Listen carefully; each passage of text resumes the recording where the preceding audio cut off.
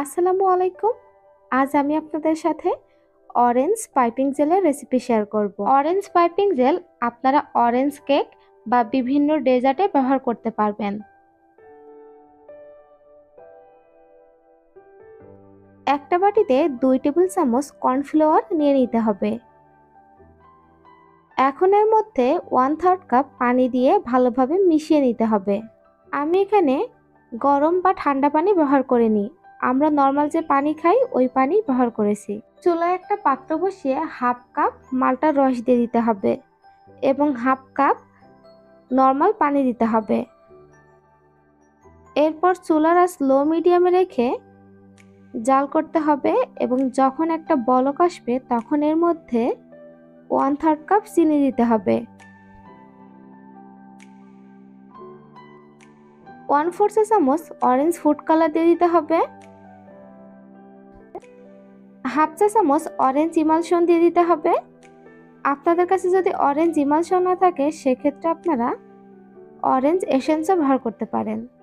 আগে থেকে যে কর্নফ্লাওয়ারের মিশ্রণ তৈরি করে রেখেছিলাম এখন সেটা ভালোভাবে মিশিয়ে এর মধ্যে দিয়ে দিতে হবে এবং 1/4 চা চামচ মাল্টার খোসা দিয়ে ভালোভাবে নেড়ে চেড়ে 4 থেকে 5 মিনিটের মতো ভালোভাবে জাল করে দিতে হবে।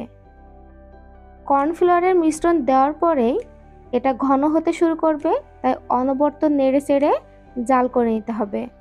চুলার আঁচ প্রথম থেকেই লো মিডিয়ামে রাখতে হবে, কোনোভাবে হাই করা যাবে না।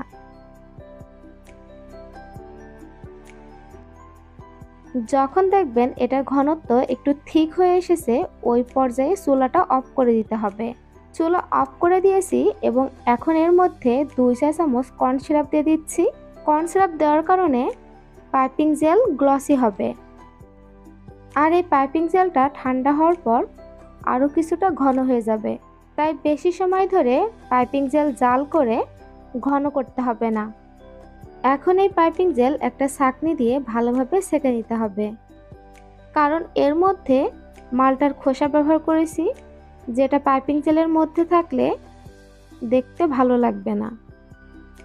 আর এই পাইপিং জেলের ঘনত্ব এবং কালার কতটা সুন্দর এসেছে তা নিশ্চয়ই আপনারা দেখেই বুঝতে পারছেন। এই অরেঞ্জ পাইপিং জেল এয়ারটাইট কন্টেইনারে রেখে নর্মাল ফ্রিজে 15 থেকে 30 দিনের মতো সংরক্ষণ করতে পারবেন। আমার আজকের এই অরেঞ্জ পাইপিং জেলের রেসিপি আপনাদের কাছে কেমন লাগলো অবশ্যই আমাকে কমেন্ট করে জানাবেন। আর ভালো লাগলে প্লিজ আমার চ্যানেলটা সাবস্ক্রাইব করবেন এবং ফ্রেন্ডস অ্যান্ড ফ্যামিলির সাথে শেয়ার করবেন। সবাই ভালো সুস্থ থাকুন। আল্লাহ হাফেজ।